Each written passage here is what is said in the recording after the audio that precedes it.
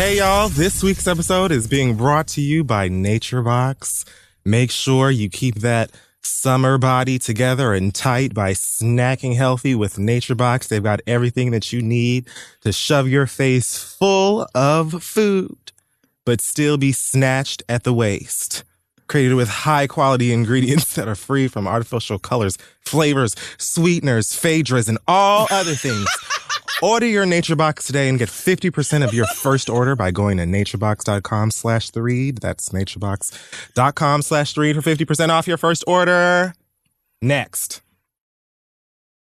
Hey guys, support for today's show also comes from Squarespace. Whether you need a portfolio to showcase your work, a store to sell your products and services, or a blog to share your ideas, Squarespace is the place you need. They give you everything you need to make your next move into a reality. And with their beautifully designed templates and customizable features, creating a gorgeous website is simple and intuitive. Just add and arrange your content with the click of a mouse. You can get started today at squarespace.com with a free trial. Just enter offer code READ to get 10% off your first purchase. Again, start your free trial today. Squarespace.com, offer code READ. Let them know we sent you, and let's start the show.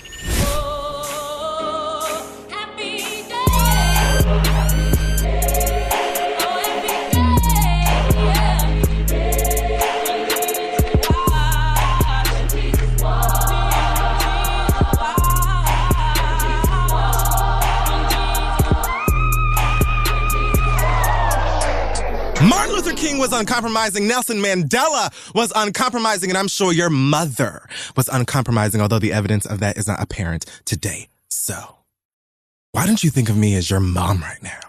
And mama says, clean it up!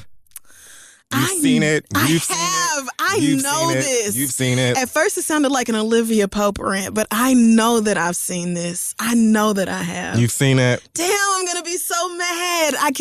Chat's got it. What? Somebody on fucking Instagram got it. It's a classic. I mean, it's not really a classic. I'm not going to be able to guess. classic. I'm not going to be able to guess. Fuck it. Hey guys, I'm Gabrielle Union. God damn it! I know it! All right, I'm going to get off Instagram Live. Okay, then I'll be the person who never gets the fucking movie quotes. And this is The Read. Yay! Back again. Hi guys.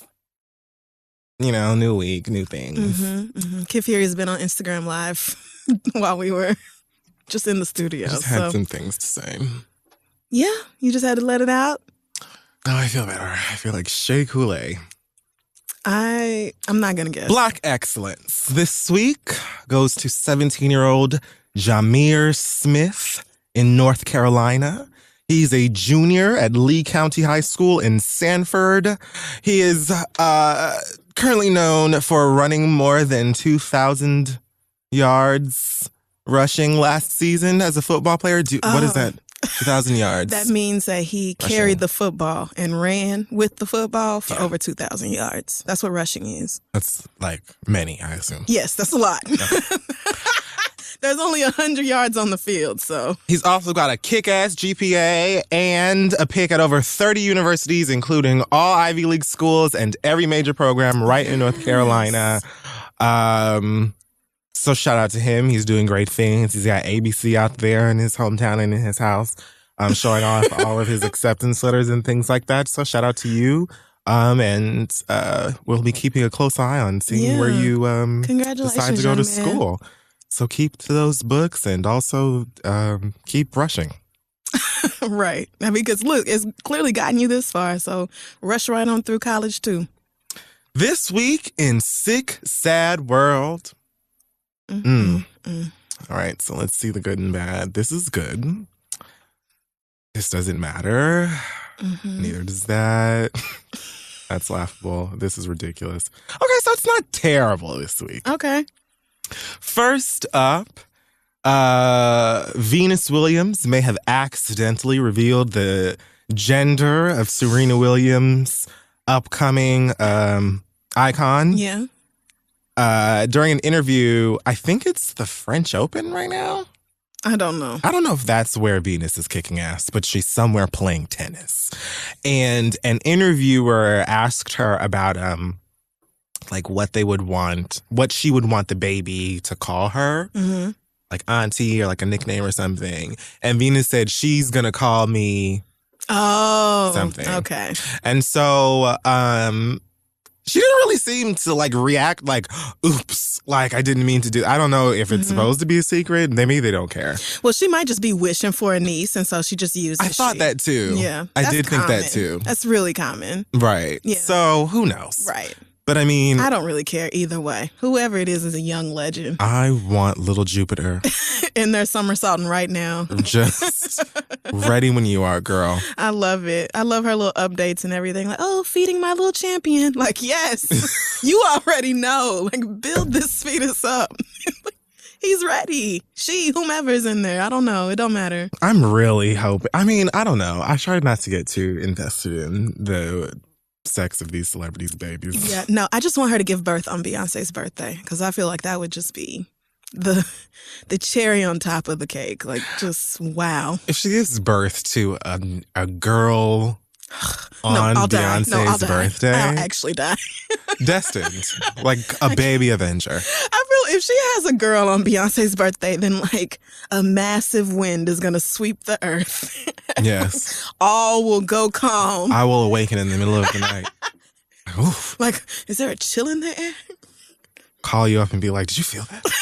Like, oh no, there's a new presence in the atmosphere. Right. No, it'll be groundbreaking, earth shifting. Either way, congrats to Serena again. And she looks absolutely adorable pregnant. And I can't take another second of it. All of her little events and stuff. She just looks so cute. This is why doctors want you to be in shape when you get pregnant. Because she's like a good 5 or 6 months now and knocking on it. And still just looks like, hey guys. Just hanging out. Day. Mm-hmm. Just got up and had half a grapefruit. Going hiking in an hour. I just feel amazing. Growing babies is so fun.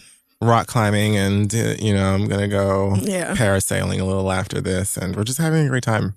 I mean, if you can win championships and shit while pregnant, what can you not do? That's a great question. Right. So, but yeah, congrats to Serena.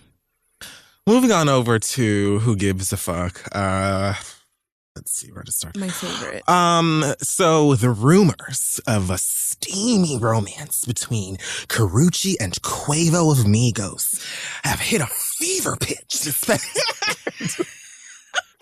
You really tried to sound like you gave a shit. I'm sorry. They're in Miami and Migos is up on a bar or something like that, and Karrueche is just chilling down, and I don't know if this is like a spaghetti strap, a corset or something like that, and she's just hanging near her alleged new man. And okay, good for them. Yeah.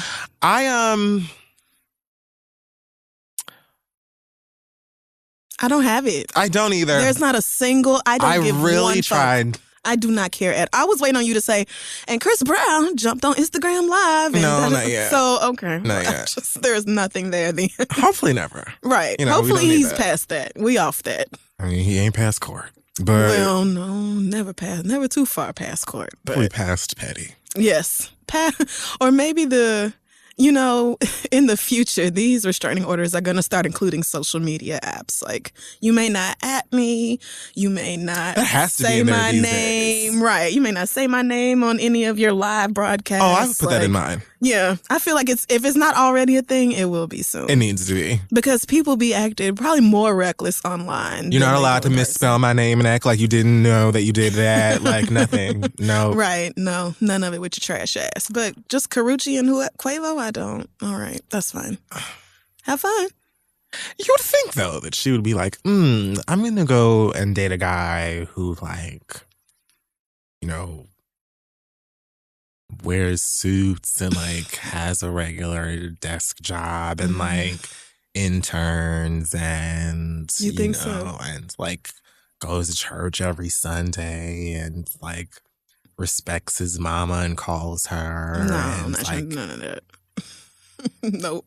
You would think, I'm like how Sierra did after she had a baby by a fuck nugget and then went and got herself a good wholesome man. Yeah. But Sierra didn't take her time. Right. And see, Karrueche's just working her way through the bad boy phase. Fair enough.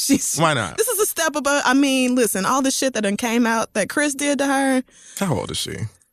What, like 24, 25? No, 29. Oh.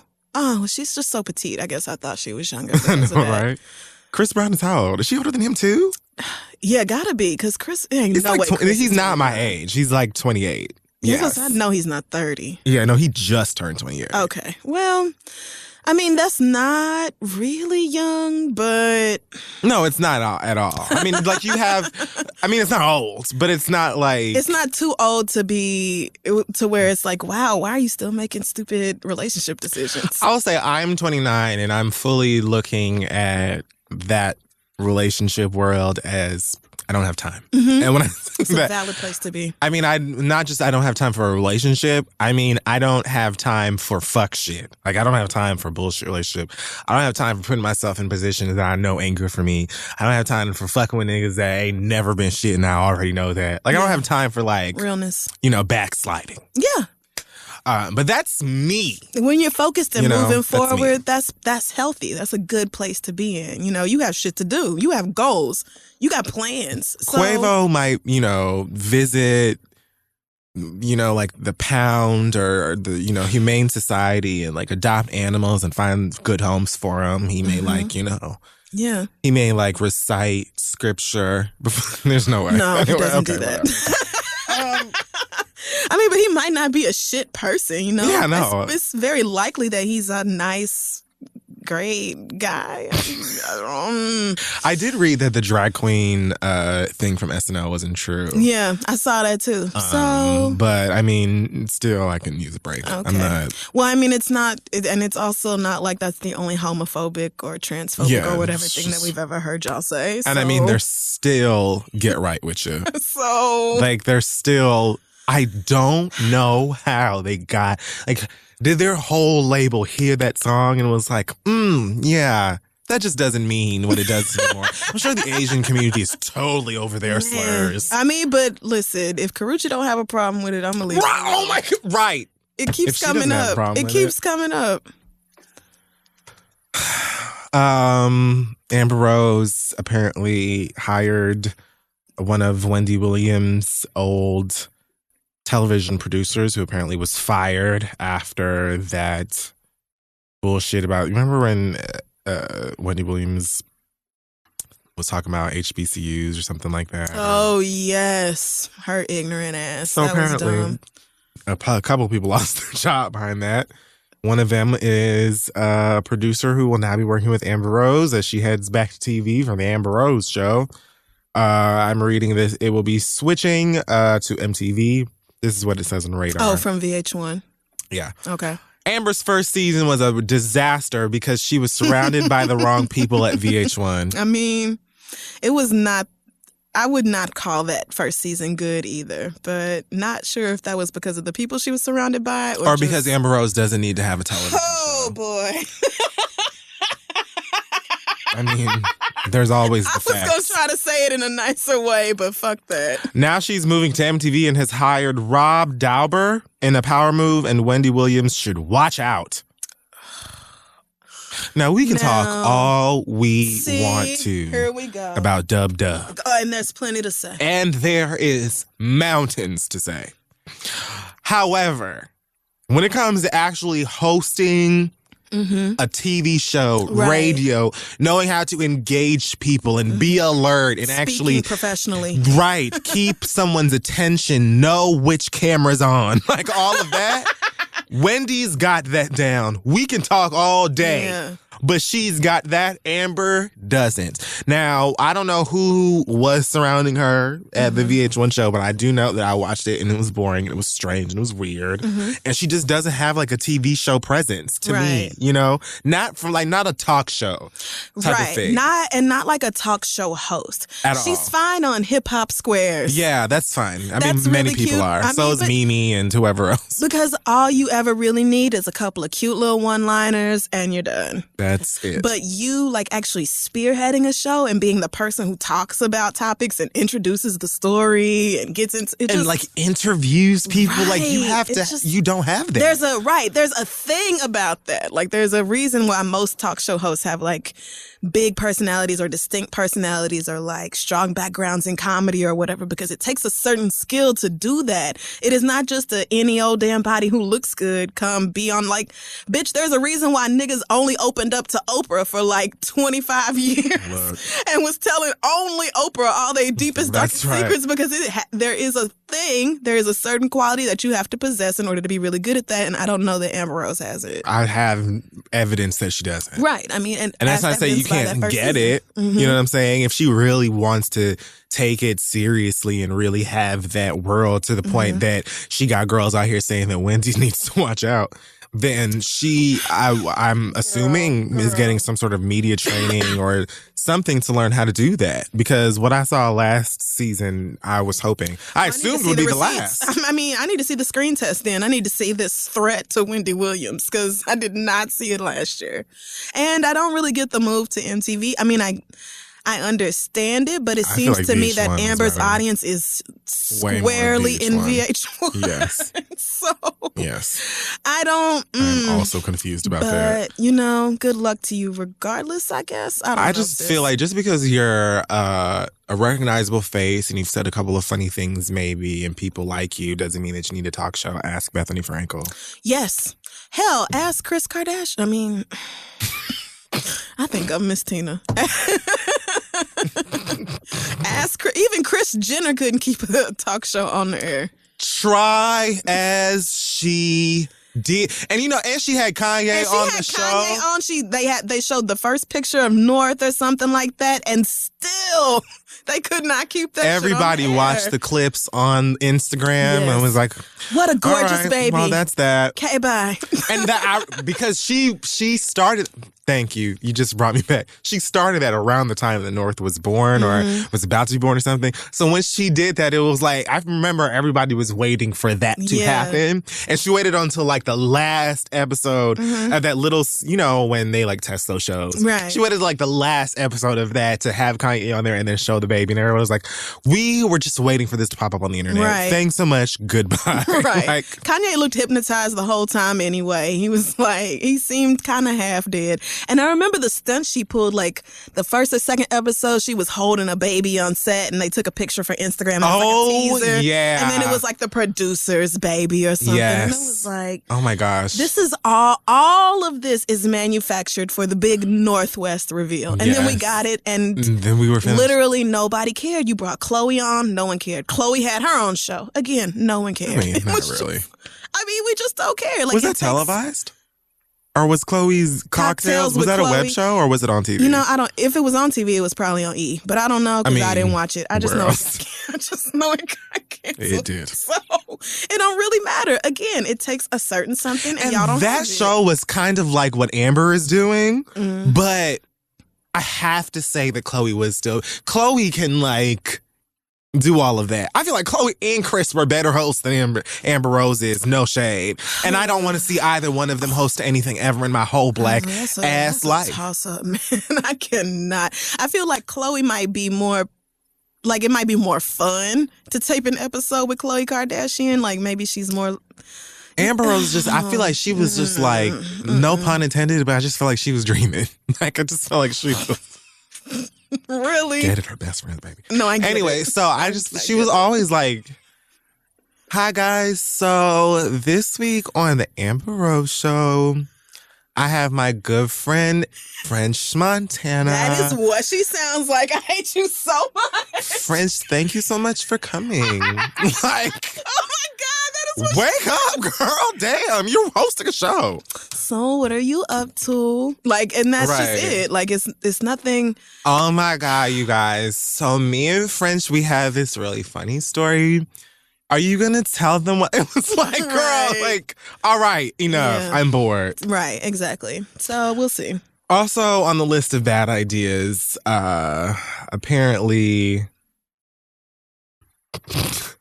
Nas and Lauryn Hill have announced that they're co-headlining a tour. That won't work. This year. According to Billboard, this whole shebang will start in Chicago on September 7th. So I imagine what happens is that you'll buy the tickets online, go to, the Nas concert on September 7th, and then maybe they give you like some sort of a waiver or some other kind of reform so that you can come back in June when Lauryn Hill performs. Right. So he's definitely going to have to come out first. Like he's definitely going to have to do his whole set first. And then we get like a 20-minute intermission for set change. And then hopefully by then Lauren's chakras have aligned with the Takes the chakras venue. a while. Gotta recharge. That's what I'm saying. So we're going to give Nas's whole performance. We're going to give Lauren time to get into the mood to perform. Ill, still, all the medics. I hate you. Every medic you got. Just like, just all of them. That's the only way this can work. What? I mean, and maybe that is it. Like, maybe they're like, okay, listen, Lauren, sis, we're never going to sell another ticket if you are not on the bill with somebody else. We need you to actually show up. Yeah, like you're going to have to come when people... I mean, we've got Nas, and he agreed to do this, but we can't afford a hologram. Like, girl, we're going to have opening acts, and then Nas will come out, and we just need you to actually be here. Like, just show up, and then come on stage and perform. We'll have a DJ play, some stuff before Nas even comes on. Yeah. You have a solid, 2.5 hours. Right, to get ready. After the door opens and the show starts, to be ready. Right. We don't have any choreography for you. Your rider said all you needed was a guitar and a mic. Honestly, we don't even give a fuck if you remember the words. Just please be on the stage. Just be on the stage. You could just hum melodically, and everybody in the audience would probably just fill in the words for themselves. They'll just be glad that they didn't have to wait 3 additional days. Yeah, they'll be like, oh, wow, I'm at a Lauryn Hill show, and Lauryn Hill is at the show. She is here. That's crazy. What? Amazing. Let me put this on Snapchat, bitch. I'm going to let a couple of dates go by and hear some reviews before I decide whether I'm going to make it to that. I want to make a bet on whether or not Lauryn Hill actually shows up on time to all of these concerts. No one's going to take that. No one is. I know. But, there has to be somebody. There has to be one person who has faith in her. Man, I really tried. I almost sat here and thought about it. Then I'm like, no, sorry. Even if Nas is first, even if Nas just goes out first and does his whole set, and it's not like going back and forth between the two of them, I still cannot just say for sure that Lauryn will be on time and ready at every date. Because it's just been too many opportunities of us seeing her do the exact opposite. She's not as bad as Frank Ocean is, though, with just straight up not pulling coming out of stuff, right? Niggas buy tickets to these festivals to see you, right? So you just not, okay, because there's no refunds. We don't get our money back because you decided not to come. What's up, sis? I don't understand. She's going to have to take the Jeremiah route probably a couple of times to just have somebody go out there in a big-ass formation hat tilted down real quick when Ready or Not starts.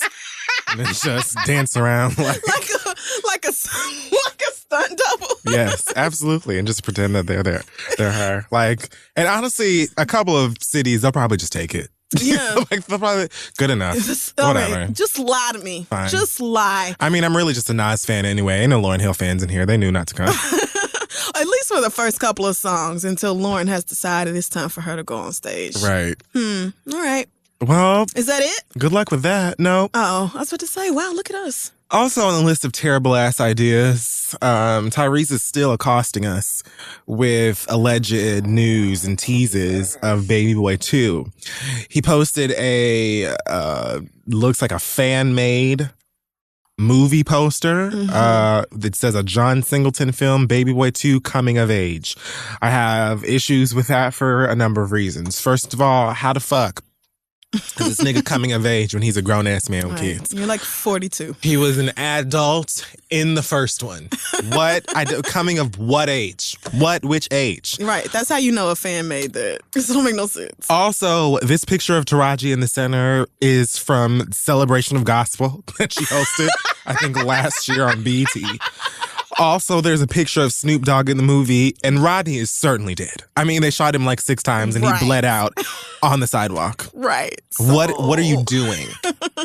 But see, now why did Tyrese post it, though? That's my question. Because Tyrese is bored, I guess, and like really wants this movie to happen. And I'm having a hard time understanding why.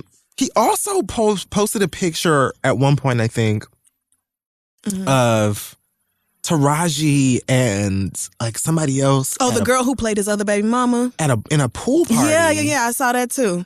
And I heard that John Singleton initially posted it, and it was at it was like a Memorial Day party that he had at his house or something like that. And Tyrese posted it and then deleted it with a caption that said, "When your baby mamas get together and plot against you, baby boy 2." And it was like, we don't want to see it. We don't. Keep it. Please don't make this happen. Like, just let everybody hang out at John Singleton's house and just let that be that. Because when I saw that picture, I said, oh no, who did this? But like, just the original is fine for the people who liked it. We don't need to go back and retell this story. And it's not coming of age when you are so fucking grown.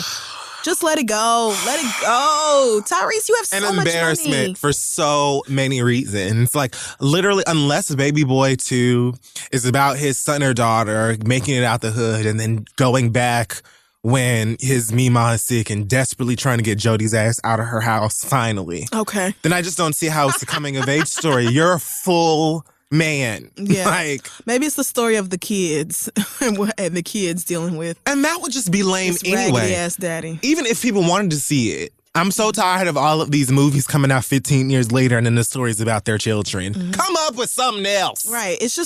There's new ideas out there. If y'all would just pay for those, like, that would be great. If you would but see, nobody is selling you any because no one is interested in making this movie. Stop. We don't want to watch it. He should have. The first one was supposed to be about him coming to age. Didn't they have a tea party or some shit and she was pregnant again in the end of the day movie? And we were supposed to assume that they were good? A tea party? I hate you. Like, I don't remember the last shot of the movie, but they was out having a barbecue or some shit. Yeah, I was going to say it was like one big happy black family or something like that. Like in somebody's backyard in a kiddie pool or whatever. Yeah, I seem to remember balloons, maybe. I think it was like the first baby. It's been a while. Like when she was pregnant again, and it was like a baby first birthday, or I don't know. Maybe I'm mixing it up with Steel Magnolias. How? You know what? Never mind. Move on. Yeah, because we don't even care. The point is Tyrese. Yeah, don't make this movie. I thought, you got Transformers and all of these Fast and the Furious movies and books and, other things. Like, I don't see why you need this. Right. Fast and the Furious has made like $7 billion worldwide. And they're not done. Like, I think they have 2 more. No! Ugh. You know what? As long as you people continue to go watch the movies, they're going to keep still go. them, and they get good. They review well. Yeah, they do. The last one opened up #1 worldwide with like some crazy opening weekend, $100 billion or something. I bought them all.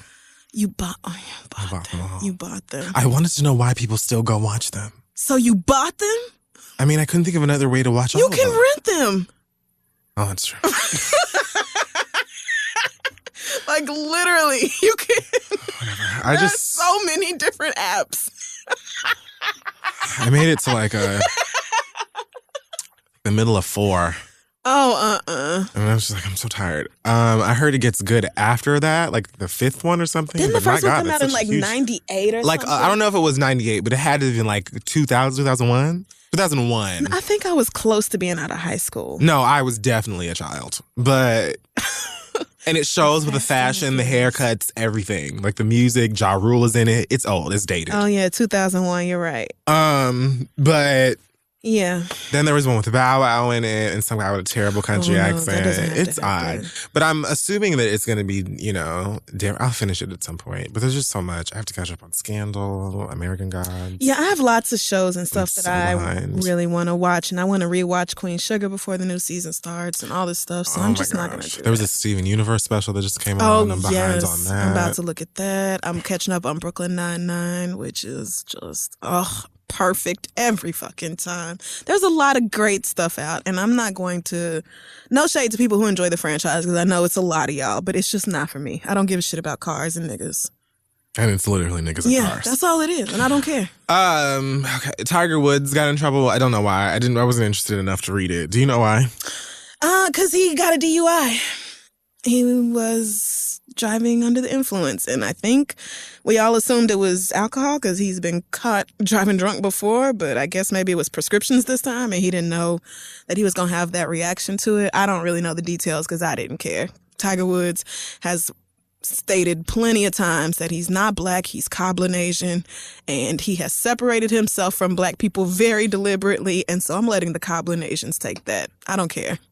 Cablinasian sounds like it should be like a fatty dessert. Yeah. I think I was in middle school or high school when he said that. I remember it too. I remember that being news and thinking, Cablasian. It's a celebration of my Caucasian and black and Indian and Asian heritage. Cablasian. Sure it is.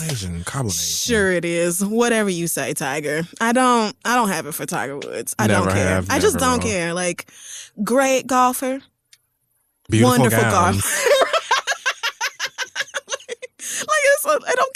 I don't care. You had that white wife. You did her wrong. She took half your money and your children and left. And your hairline. And your life has kind of just been in a slow decline since then, and I don't care. Last but not least, I forgot to mention last week that the Repeater movie has been confirmed. Yes, it has. So excited about that. So Netflix is going to be throwing up this Rihanna Lupita scammer movie. Mm-hmm. With Ava DuVernay directing and Issa Rae. So Issa's confirmed writing it too? I haven't seen a confirmation about that yet. Okay. But I assume that it's coming, and it's coming quickly. At least one of the writers, man, please. I mean, that's what we asked for. If you're going to give it to us, give us what we want. Right. We were explicit with our demands. Thank you so much, Netflix. Thank you. Don't play. Since y'all took the get down, y'all can give us everything we want. Didn't they? They just took it. And it was beautiful, but I know it was expensive as shit. If you're going to take the get down, take Love. Take, I haven't watched 13 Reasons Why, so I can't judge them yet. But okay. I feel like I can say that they can take it because I don't want to watch it. I don't know Love. There's several shows. Oh, bitch, and there's a new season of House of Cards. Oh, I got plans. I got a lot of stuff. Yes, it just came out like the last couple of days. I got a lot of shit to do. Unbreakable Kimmy Schmidt is back too. Yes, it is. And thank God they took Kimmy out of that horrible wig. I couldn't even watch last season because that wig was so noticeable. It's just awful. But she's just wearing her real hair now. Thank God. Have you seen the Lemonade segment? Yes. Big. I love him so much. Titus is a national treasure. And really, one day I will have an extended discussion on why there's no reason that show couldn't have been Unbreakable Titus Andromeda. Mm-hmm. And he deserves his own spinoff. Really, the show could have just been Titus as the lead character. Yeah. Kimmy as his friend. And it would have been... Right. No, essentially the same show, but cooler. And he already has a great backstory with running out on his wife and, being this gay kid from the sticks and coming up to New York. He already has a great, it's perfect. So every time he's on let's screen, just do that. I get excited. Oh my God. You should listen to the actor whose name is also obviously Titus, but you should listen to his interview on Death, Sex, and Money. I think that's the name of the podcast. But anyway, he did an interview with them a while back. It's so good. I think you told me about that. It's really good. Just talking about his grandma, and he sings a little bit, and it's just very real. And the whole time I was like, man, I identify so much with this. So I just love him. Well, that's about it this week for Sick Sad World. I feel like we did such a great job. We did. We zoomed right through that. Totally under It doesn't even matter. Wait. Do you know how many emails we got from people saying, y'all don't have to act like that. It don't have to be less than an hour and a half. I love it. Yeah, after last week, I was like, okay. I mean, if you girls are that, like, if y'all when insist. we actually did the 1.5 hour or whatever, I was like, okay, like, if y'all love it that much, then I guess we will just continue to speak. Random journeys into nothingness. Until we're done. So is that it, or did you find another one? Tia Mowry confirms that Sister Sister is being revived. But they've been saying this for a while. What's changed? We're looking right now for a producer and a writer, someone who can kind of be a leader of the pack in regards to... So they're looking for a showrunner. Okay. I think that they kind of expected that people... And... What's her name? Tia was on The Real not too long ago, and they were saying that I guess it's been harder than they expected for people to get people to like actually sign on and get the whole thing going. They must have for Sister Sister. They would have been like, we want to bring Sister Sister back, and the networks would have been like, pick us. Yeah, and it's not like that. And they weren't. Well, I mean, because I don't think the Boy Meets World reboot is doing that great. Like, I don't think it's suffering, maybe, although maybe it got canceled. I'm not sure. Honestly, most of these revived sitcoms that I watched when I was growing up, I don't like them. You know, I don't like the newer versions, and I don't know that kids would watch them and like them at all. Or even if they did like them, they wouldn't get the same experience that I remember getting from the first Full House or from the first Boy Meets World or from the first That's So Raven. Because Raven's Home, I think, premieres in July or something like that. Yeah. And I just don't see it being the same. These kids don't have connections to those actors the way we do. So they're kind of like banking on an older audience to tune in, but you need the kids to actually watch it to sustain it because we don't care. We're grown, we can watch grown-up shows. Right. So you're going to have to do something to draw the kids in. And I mean, I wish Tia the best. Tia's the one married to the black man, right? Because Tamara's a mess. Oh, my God. Tamara needs prayer. Tamara needs a good black-ass shake because she's lost it.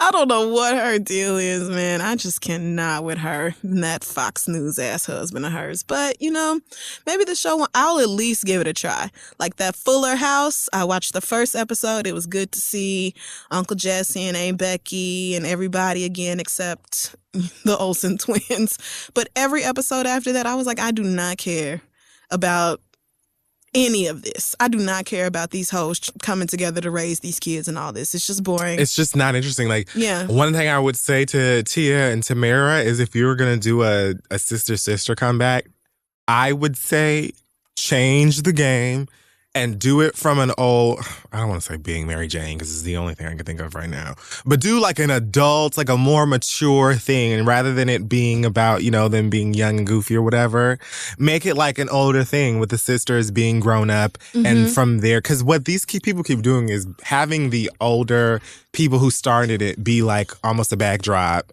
and then focus on the children. And we don't care about them niggas. We don't know who they are. And these young people don't watch that show, and so they have no reason to give a fuck about anybody on this show.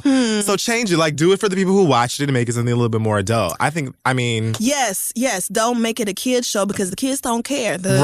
You're hiring these old-ass people that we watched on TV when we were kids. So, like, and the whole draw of the show the first time around is that they were these twins who had been separated at birth, and now, you know, they found each other and they get to build this whole relationship and the parents, and it was like a new and interesting thing. I don't get what is the story going to be here now? Like, I mean, they ain't got a showrunner, so they don't even know. They just know they want to bring Sister back. Well, okay. So, all right, girls, we'll see. I'll give it a shot just because I do love Sister, but I don't. I do love Sister. Nostalgia. Right. I wonder, does Tamara ever look back and like, I can't believe I got on TV singing R&B and dancing? I don't think it's that bad. You don't? I really don't. I really don't think it's that bad. No, I think when Tamara's at home with her husband and those children, she lets all kinds of crazy things come out of that man's mouth. I think she lets a lot of horrible shit she probably does let him say a whole lot. But I don't think that she's things. At home, you know, making like little pickaninny dolls and stuff. Like, I don't...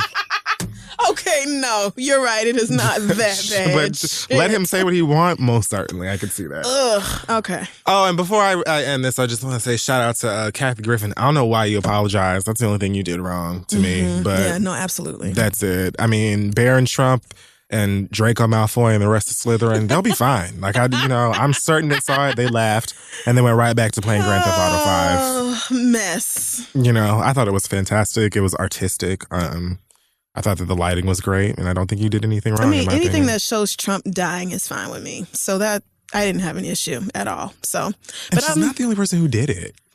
You know what?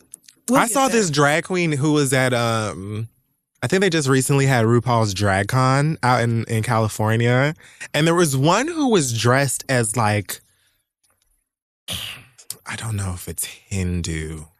What is the, that, I know, I'm sorry. You know the deity with the... Ganesh? Yes. Okay. No, it's not Ganesh. Okay. I know exactly who Ganesh is, but it's not... it's along that. It's in there. You're in the right. I was gonna say, look, I'm pretty ignorant. About I am as well. I do not want to step on no and toes. I'm trying to be respectful. I don't know the exact one, but y'all know the pretty lady she has like 6 arms. Oh my god! Let me Google Hindu goddess 6 arms. Yes, Hindu goddess. Maybe I don't know. Kali, Kali. I don't know. She appears as a 4 to 6 We're gonna armed get in so woman. much trouble for this. No, this is actually all you, bro. I'm backing right out of this. I don't know. But I can admit that I don't know. You know what I'm saying? All I know is I have seen this woman a million times in my life. Okay. And there was a drag queen who was dressed as her at DragCon with the same thing, like a decapitated bloody Trump head. And when I saw it, I was like, A, fantastic. B, I'm really interested in the race of this drag queen. Because I couldn't tell. She was painted blue. So I couldn't tell if this was actually just a white person. Because I would have been like, hope not. You tried, but you don't realize how you... Yeah, like, this is not your business, much better. girl. Right. So yeah, I don't know. I would have never done it. Right. Would have never even played yourself like that. Like how Alicia Keys put on that, no, because we haven't received confirmation that she did that. That is not her. I'm telling you, it's not her. She was wearing lashes. Alicia does not do that. Okay. All right. Are we done? My apologies to anybody who took offense to this. She was in Overwatch.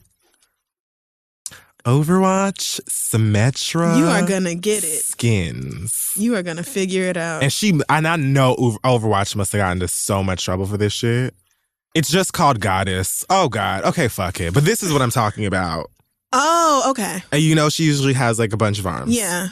No, I mean, I feel like I've seen that before. I just don't know the name of it, so I'm going to leave it alone. Yeah, I'm done. I don't have anything else to say. I'm so sorry. Hallelujah. Let's take a break. Hey, y'all. Today's episode is also brought to you by Stamps.com. With Stamps.com, you can mail any letter or package using just your computer and printer, and the mailman just comes right by and picks it up. You can avoid the hassle of the post office and mail everything from postcards to envelopes to packages, domestic or international. Oh, my God. I hate going to the post office so much. I went today.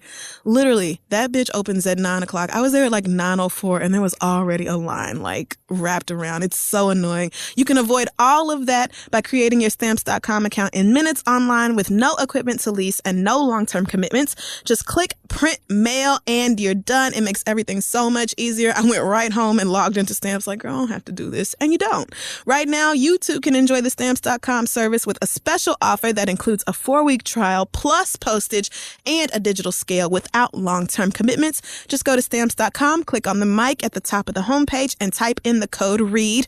That's Stamps.com. Click the mic. Code READ. With Stamps.com, you never have to wait in line at the post office again. So check them out, let them know we sent you, and let's keep going. So, we're back. It's time for listener letters, and I have found the goddess. Oh, hallelujah. What's her name? I think it's Kali. But I know this is her because it literally, like, all of these photos have the decapitated I told head. you I Googled her and I said Kali, Kali, right? She's sickening. That's her, yeah. Well, amen. I'm so glad that you found it. Makes me feel better. Our first question this week comes from someone who calls himself a good son. He said, I'll be the judge of that. I'm writing to ask your advice on dealing with your parents as they, as well as you, get older. My parents are typical Southern parents, so no matter how old I am, I'll always be their kid. But where the major issue lies is they think of me and my brother as free labor. We don't mind mowing the grass, taking out garbage, and things like that, but it's to the point where they want everything on their terms, and it just cannot be that way. We have our own lives going on, and sometimes I'll go a week or so without stopping by their house because I just hate the fact that I can't even visit without having to do some chores or manual labor. Recently, they decided they couldn't wait till the weekend for us to mow the lawn, so they went out there and tried to do it themselves. Long story short, my mother fell and broke her foot. Their neighbors now think that we are neglecting our parents, and overall, it's just a bad look for us. Oh, Not to mention that my mother recently learned to text message, so damn near daily I'm getting hit with errands and grocery store lists from her. work, It's to Mom. the point that if they call me, I immediately expect them to ask for something and become annoyed, even if they're just checking to see how I'm doing. I hate feeling like this. Part of me feels guilty and feels like I should just suck it up. The other part feels like I should change my number. What are your thoughts? Sincerely, a good son. Get over it. Damn, really? Suck it up. Get over it. My grandma used to call me all of the time. And then when she used to call me on my phone, I knew she was asking me for a ride somewhere. Like, I knew it. Every time she would call me, I'd be like, I don't know where she need to go. She need a ride. And I would pick it up. She'd be like, hey, beg your ride, go down. So I'd be like, okay. All right, I'm coming. Mm-hmm. And I would go on to take her. And sometimes I would be in the middle of something. I really didn't have time. And, you know, a couple of times I would have to ask somebody else to take her or whatever. Mm-hmm. But like, now she's gone. And if she called me right now and asked me to drive her to Mexico, I would. So get over it. Do what they need to do. They're not asking you to go and vote for a Republican or something crazy or burn yourself down, you know, to ashes. Like, they're asking you for little things that you can do around the house for them. Do it. Because when they're gone, you're going to wish that you could do whatever the fuck they wanted. That's a very... Now, if they're not being if they're being valid. unreasonable, then that's something else. But I'm It just sounds saying. like you and your brother feel overwhelmed because it's like a daily thing now with your parents asking you to do stuff. And I could see how that may feel, I don't know, maybe tiresome or annoying. And I think Kid Fury has a good point about, you know, like one day you'll wish that your mama was around to ask you to do a million different things for her and you would do it. But when you are just like in the middle of your everyday life, you're like, damn, girl, like it is every day with you asking me for something. Like, I get that frustration too. So maybe if you just kind of like, I don't know, can you just not talk to them and be like, hey, is it cool if we like come by twice a week and run whatever errands you need? Or like, is it like, do you just feel like you are not able to broach the subject with them at all? Or as like, you know, maybe I can do your grocery shopping every weekend, like, and we can go together. Or maybe I'll do this, like this example with mowing the grass. If I told you I'll come mow the grass this weekend, but y'all decided that wasn't fast enough and you went out there and now you done hurt yourself and broke your foot, it's like, were you really wrong for establishing a time to come do it and your mama just went out there I'm not anyway? saying that you're wrong. I'm saying that if you're in a position where you want to change your number or you don't want to pick them up or you don't want to pick up the phone or whatever, like, that mindset should change. I agree. You can be like, look, I'll come and do it or whatever, or I really do not have the time to do it right now. But that's different than if you know you do and you just don't want to. You know, that's all I'm saying. You know, like, they're going to be, obviously, you're an adult and you're going to want, you know, time to do your own thing. Sometimes you're going to have to just be like, no, I can't do it. Mm-hmm. And it is what it is. Yeah. But it's like, all I'm talking about is the mindset. I don't know how much free time you actually have. And you know what I'm saying? It is what it is. Yeah, I mean, because you presumably work a full-time job and all that. So it's understandable that you can't just drop everything and go do whatever they want you to do at any time of day. But I'm thinking about it now, and yeah, my grandma could have called any one of her grandkids for anything, and we all would have just been like, okay, well, either I'm going to do it or I'm going to find somebody who is going to do it. Right. But me, ma, ain't going to want for nothing. You know, that's definitely, I feel like, an attitude that we all If had. I couldn't take her or if I...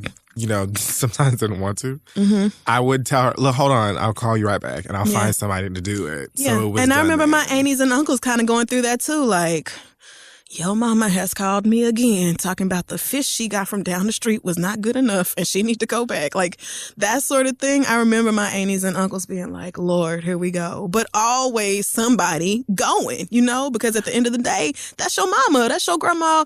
You know, she took care of you all your life. She's getting older. She needs more of your help. And it's just I feel like it's just maybe culturally, it's just the thing we do. We just take care of our elders and bitch about it to each other privately. So maybe you and your cousins need like a group text in WhatsApp or something, and y'all could be like, here she go again, or what. I don't know. Whatever's going to make you feel better. But yeah, one day you're going to wish she was there. And so, I don't know. Try to cherish the time y'all have. Try to find a way to just make it work. And maybe if y'all can, maybe you can find them help. Like maybe you can get them someone who can help them around the house. My mom would be like, help for what when you are here? I don't know this girl. Who is this stranger? I mean, that's a cultural thing, too. I know if I would have been like, look, I'm going to hire y'all help or I'm going to get y'all to do something. My parents were like, cool. Because my family had helpers. Oh. Like, but not because they had money. Broke folk. Not because they had money. Like in Jamaica and stuff like that, they would have people who would come around the house sometimes and help when they didn't have the time to do it or whatever, or when the kids were home or something like that. And what they got paid, I don't know, because I know that I don't come from nobody's money. Like my family has never had outside help to come find somebody to come and help them. Like, my family was the outside help, and they were almost always West Indian too. So I don't know if that had anything to do with it. But I mean, maybe it was like we come through and help because we know y'all got something going on, and then maybe y'all come through, or maybe it's a community thing. I really don't know, or maybe your people just had it like that. But yeah, I would say just try to deal with it, but I would definitely be like, nah, nobody told you to go over there fucking around with that lawn. I said I would do it this weekend, like, and now look at you with a broke ass foot, so now you need more help. Like, please listen to me, mama, I'm trying to help you. It's that same sort of thing. So good luck to you with that. Our next question comes from Anonymous. Pick a girl's name. Risha. This comes from Risha, and she says, my boyfriend and I ended our relationship a few days ago. We were together for 4 years, and up until a few weeks ago, we were incredibly happy together. Lately, we've been fighting, and I have resented his lack of time, attention, and affection. My boyfriend is 28 years old, and he's an only child. He has spent the last 8 years pursuing 2 degrees and worrying about his financially unstable parents. Lately, he says everything in his life feels like a responsibility and that it is making him emotionally and mentally unstable. He wants to spend time on his own, get counseling, and learn how to put his happiness first. He says he doesn't want our relationship to turn to hate, and he can't give anybody even 50% if he is not at peace with himself, and it's unfair because I've always given him 100. I have even more respect for him now, but this is not a relationship that I want to lose for good. Do you have any advice for getting through the next chapter? And do you think there's a possibility he will get better and come back to me? Or will he just move on with a clean start? Love the show. You guys keep me sane. Thanks, Risha. Let that nigga go. The subject says most mature breakup ever, and I hate it. So, oh, girl. Like, I get it. If you felt like we spent 4 years together and we were really happy, and now you're going through something, and you want to hold out hope that he's going to get through whatever emotionally difficult time he's going through, and then y'all are going to come back together and be happy and healthy and whole and just drive off into the sunset. But if he is insisting on breaking up with you instead of maybe going through whatever counseling he needs with you or while in a relationship with you, it seems that he knows somewhere, maybe it's way deep down, but he knows that this is something he needs to get through on his own. And it may be something that is so life-changing that you cannot go along on the journey with him. I think you need to look at this situation like, okay, like this is the end of something and I had a great time. You need to, distill whatever lessons from it, and it's hard, it's heartbreak and it's difficult to move on after a breakup. But I don't think it's healthy for you to hold on to hope that he is going to come back once he's happy again. I just don't see that in the future here. A wise woman once said, if you don't want me, then don't talk to me. Go ahead and free yourself. And I've always, really that's resonated with me on so many levels. I just feel like, hey, bye, Right. 2017. So you over me now? So, okay, well, I guess you just don't have to call. Don't bother texting or coming over. Good luck. I'll send you a message in a bottle encouraging you on your journey. Yeah. But Goodbye. if he's feeling emotionally and mentally unstable and is saying, hey, I need to separate myself and deal with my shit, you're right that this is a very mature conversation to have and like a very mature way to break up. And maybe that sucks. But like, girl, listen to him. He is saying. It's actually selfish of you to be like, oh, but I really want you to stay. Like he's essentially saying, whether he's telling you the truth or making an excuse or whatever, what he's telling you is, if I stay with you, this won't be a healthy, happy relationship. Right. Because I have work that I need to do for myself. So you are currently worried about yourself and your own happiness so badly that you want him to stay, and he's telling you he can't and why. If you actually care about this motherfucker for real and him being able to provide, you know, what you need out of a relationship, you will let him go, do what he needs to do. And with that, prepare yourself for the fact that he may not come back. Yeah. Now, that is something that you're going to have to deal with. And yes, like Chris said, that's going to suck and it's going to be hard. But you got to put on your big girl panties and deal with it. Because if that nigga don't want you, he just don't. You know, like he just don't. And it does not like, oh, I'm angry with you, or he doesn't want you for, you know, messy, ugly reasons. He just does not want to be with you right now. Take it, leave it. Yeah. Dwelling on the reason in particular is just going to drive you crazy, because at the end of the day, the answer's still no. And you can't fix it. Right. And y'all have to learn how to let people go. If people break up with you, let yourself be broken up with. Chasing after somebody, trying to get them to change their mind or see why y'all's relationship is the real deal and how y'all can make it through whatever else. It's just, this man has tried. Like, he sat down and told you all the reasons why y'all shouldn't be together, and they're good, rational reasons to break up with somebody. So just let that happen. Like, yes, it hurts, but you have to accept it and move on. It's incredibly selfish to be like, oh, well, I love you so much anyway, and I don't want to let this go. So no, like, love him enough to want him to be happy and healthy, even if that means being that way without you. So try to step outside of yourself and your own feelings about that. Good luck to you, though, because I know that can be hard. Our last question comes from Danica, who says, at what point no. At what point, I had to think about who that was. Do I pull the plug on this friendship? I'm a 33-year-old married woman who's been through my fair share of relationship up and downs. One of my good friends is 28 years old, and she's been in a relationship with a man for the last year. Their story is tumultuous. While they're both wonderful people, he recently got out of a relationship where he was gamed, which, I guess that means played. I don't know. Maybe that's new slang. And he clearly has wounds from that. She expects to be his queen, but I don't think his mind or heart are healed enough to offer what she wants. In addition to this, she is a naturally flirty person, and his past has left him with many insecurities. This brings us to lots and lots of questions and him digging through her phone all the time.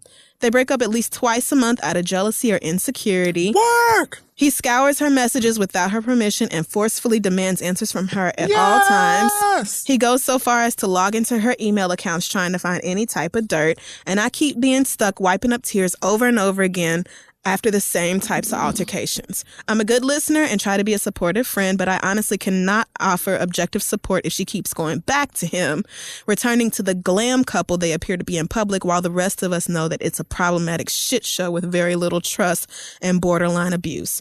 She is driven by a desire to be married.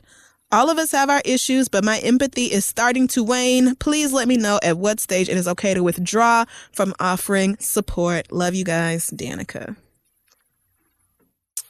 I think you've passed that mark, honey. You know, it's hard to give up on friends or to be like, sis, I can't help you with this issue no more. Yes, but I also recognize that it can be frustrating to say the same thing over about the same person. Oh, no, it absolutely is. So I feel like I give friends maybe two of the same conversation when it comes to niggas. Two of the exact same conversation. Yeah, I'll give it to you the first time, and then if you need a reminder, I'm like, fair, we're all human. Yeah. And then I'll, refresh. It happens. And then after that, I gotta start, just staring at you and letting you say everything that you feel, and then just not saying anything. Mm-hmm. But like with my eyes wide open. So you're like looking at me like a freak and ask like, what's the problem?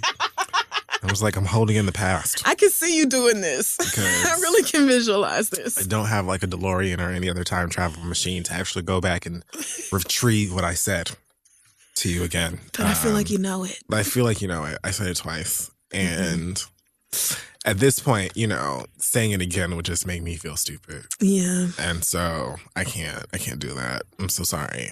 But I wish you all the best. And I know that you'll figure it out. Yeah. That's just kind of it. I feel like I've been the friend on both sides of this. Like, not... Oh, I totally have. Very rarely am I the one who cannot get over somebody and keeps putting up with dumb shit. That doesn't really happen anymore. But I've definitely been the girl, oh my God, one of my closest friends when I was younger.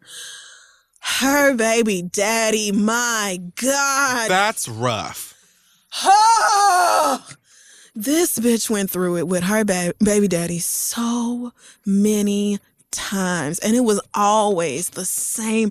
And she would just call me or I would go over and it would just be like, oh my God, James, da-da-da-da-da, and this. And I'm just like, but James, da-da-da-da-da, and this every week. What do you mean? Like, He does this every week. Like, every time he says he's going to call the baby, he doesn't. Every time he says he's going to come get the baby, he doesn't. When he says he's going to give you money, he doesn't. You gotta just greet the person at that point and be like, hey girl, how you doing? So what James lie about today? For real. And then you do shit like spend your tax refund on buying him video games and sneakers because you think that's going to make him love you. And then he don't answer the phone the whole next day. And then you call me heartbroken because you spent all your tax refund money on a nigga that don't care about you. And I'm like, but you did this last year. Like, why? Think it's powerful. I mean, but so I get it. And it took me years. Your walls in your world. Now, we were also much younger. I have to say, the older you get, the less likely you are to be just dickmatized to the point where you will, I mean, good dick is still good dick, but you're not going to be as dumb about it. That's true. Younger dick takers tend to get all starry-eyed behind the wrong penis. And so maybe this is just keep living or, just gain some maturity about yourself and you'll get there eventually type of situation. But she was so stupid about niggas that I just had to stop being her friend. Like, it wasn't even just the same. She had the issue with the baby daddy, but, once she finally let him go, she moved on to the next nigga and started being dumb about him. And I was just like, I cannot keep doing this with you. So you just done. So I probably learned more from the way she acted in relationships than... Yeah. I mean, it does happen. And I really understand being so frustrated with somebody that you're just like, I can't even talk to you about this anymore. And with us, it got so bad that we just stopped being friends. And even to this day, we still don't really talk that much anymore. And that's tragic, but I could not do it no more. I couldn't. Just change the subject whenever she talk about that nigga. Just like, oh my God, let me fucking tell you what Jerome's lying ass did today. Oh girl, you want some ice cream? I want some ice cream. Let's go get some ice cream. Yeah. Like, oh, but that nigga was, I'm getting strawberry. What kind you gonna get? Like, right. You not listening to what I'm saying. That nigga was lying about sprinkles. Gotta get some sprinkles and some caramel sauce. Bitch, if we feeling real jazzy, you can get the kind that freeze on top. Then you gotta crack it with a spoon. Yeah, let's go get some ice cream, bitch.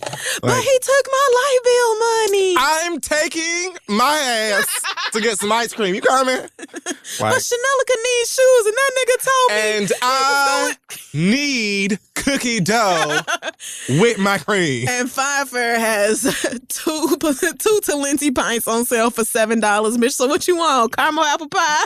What you want, bitch? Absolutely. Butterscotch vanilla swirl? I'm going down. They got the E. coli out there, Bluebell, Let's go. Just don't want to talk about it anymore. Yeah, you gotta. When she brings it up, be like, so are you breaking up with him? Like, are you leaving him for real this time? Or are we doing this same conversation again? Because I'll just sit here while you let it out. And then we both know in 48 hours, you'll be right back over there doing this again. So when you're tired, you can't make nobody be tired. Facts. Like, you can't make them be fed up with going through the same True tea, bitch. What a dumb ass. I cannot. Let's just wrap it up. Good luck.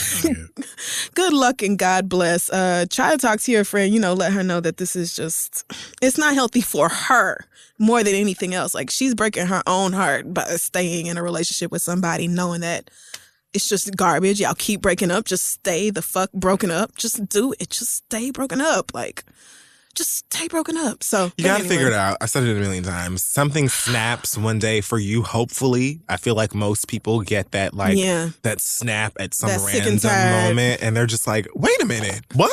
What am I doing? Hell no, I'm not doing this bullshit no more. And they get fed up. Almost to the point where you don't even get angry. You kind of just laugh, and then you're done, and you move on. But you can't rush anybody into that, and then you never know when it's going to happen. You just got to pray that it happens sooner than later.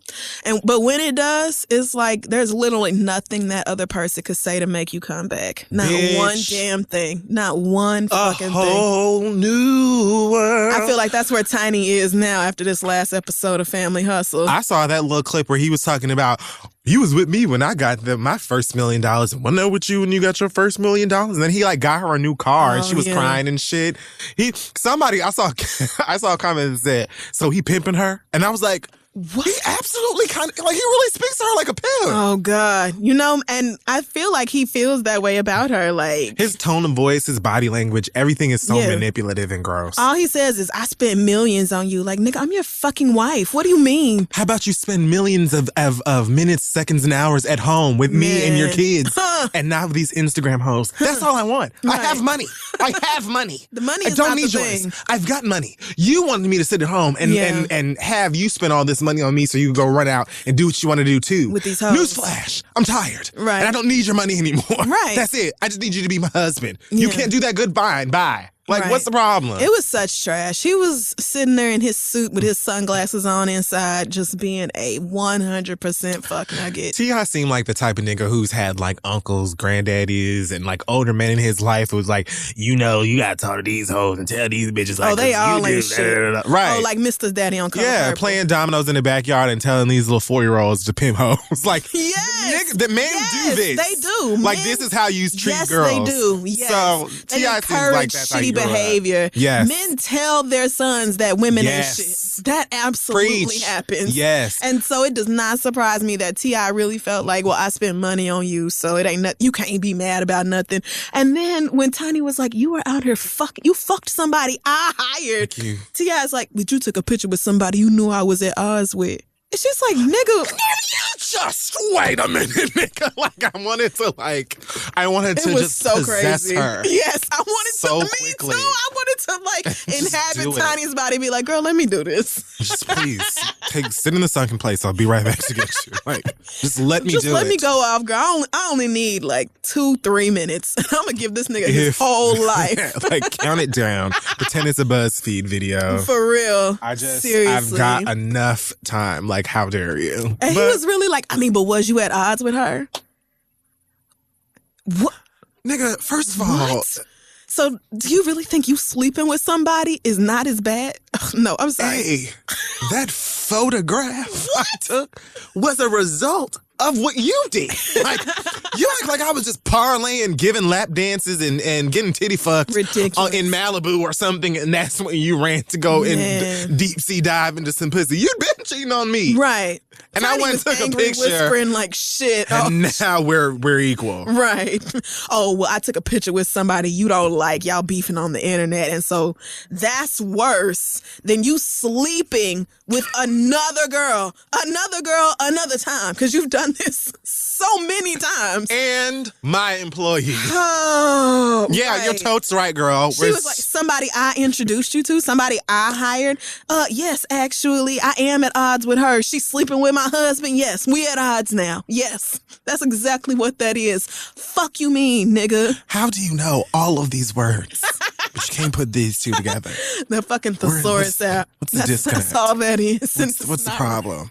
Man, I got to give it to Tiny because I did not think she would ever just talk back to that nigga the way she did, but it makes me feel like she's really done. Even when he bought her that car, she was like, I mean, yeah, I'm going to take the car, nigga. That's a fucking Porsche. I ain't done, but it don't fix nothing. That's it. Who can be mad at a real bitch? I would have did the same thing. Your dumb ass bought me a car. Yeah, I will take this car. And you can leave. Goodbye. Not. I'm too proud. Oh, hell no. I'm not. I wish I could say the same. I am not too proud. What? I would spend all night after he drove that car out in my driveway and I cussed his ass out.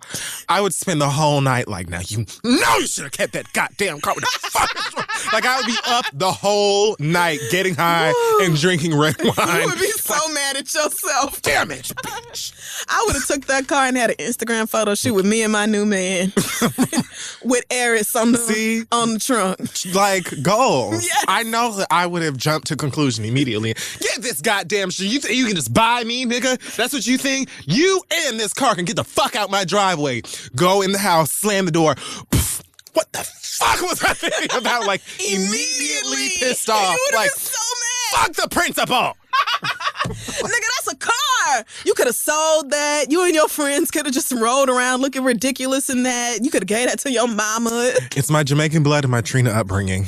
I just can't. All right. And Trina probably would have took the car. I was going to say, I'm thinking about it, and Trina might have been like... Trina would have took the car. Don't be a dumb hoe. And been giving her new nigga, like yes, getting head her in the front seat. Getting her feet rubbed in the back seat. Even better. Parked on Ocean Drive for the gram. Yes. In that car. Yes. New license plate. Like, that's what I'm saying. That's what I'm saying. And just me. I got to do something different. Good luck to Tiny, moving on past a fuck nigga, because that is also difficult. Send your questions to asktheread@gmail.com, and we'll be back. Hey, y'all. This week's episode of the show is being supported by NatureBox. If you're listening to this show, you probably love snacks just as much as we do. You may engage in recreational activities that force you to need a snack almost immediately. And if that is the case, then we suggest you look no further than NatureBox. They've got so many, like countless snacks of all varieties, whether you want some sweet, some savory, a little salty, or what have you. You can find every kind right there on NatureBox. Mini Belgian waffles, crunchy barbecue twists, nutty power clusters, which are just fun to say. Yeah. Cinnamon twists, garlic pistachios, and of course, the legendary sriracha roasted covered cashews. Iconic. Everything you need, it's all right there. It tastes so great. And right now, you'll save even more with NatureBox because they're offering Read listeners 50% off your first order when you go to naturebox.com/read. That's naturebox.com/read to get 50% off your first order of tasty, smart snacking without all of the crappy ingredients and sweeteners and artificial they got gluten-free garbage. And no sugar and low sugar and all that. So. Everything you know or everything you need. So crack open a bag and get to munching with NatureBox, and let's move on. Thanks again to Squarespace for supporting this week's episode of The Read. If you have a big idea ready to share with the world, make sure you use Squarespace to help create the eye-catching platform that will bring your idea to the masses. Squarespace will provide you with everything you need to look like an expert right from the start, including a unique domain, which strengthens your brand and makes it easier for visitors and customers to find you. And with Squarespace's great award-winning templates, creating a beautiful site is simple and intuitive. You can add and arrange your content and features with the click of a mouse, and there's nothing to install, patch, or upgrade. It is all super easy. Everything happens within your browser and stays that way. Again, if I can do it, I know y'all can do it. But if you do have a question or a problem, Squarespace's award-winning 24/7 customer support team can help you with any problem, no matter how technical or dumb or trivial it may seem. So go ahead and make your next move and start your free trial at squarespace.com today. That is squarespace.com. Enter offer code READ to get 10% off your first purchase. Offer code READ, squarespace.com. 10% off your first purchase. Make your next big move with Squarespace and The Read. Now let's wrap up the show. All right, we're back. It is now time for The Read. It is. Do you want me to go first? Why not? Okay, so earlier you brought up Kathy Griffin and this video thing that she put out that honestly I didn't even watch because I did not care. I just saw Donald Trump's burnt dead head, severed head. And I was like, well, this is art. Yeah. This is great. Mm-hmm. Are there prints? You know, is this on Society 6? Can T-shirt, I get a throw pillow with anything. This is obviously gorgeous. But to my surprise, there were a lot of like liberals and Democrats who were like all up in arms and like, this is awful. This crosses the line. This is so wrong. And we're better than this. My goodness, when they go low, we go high.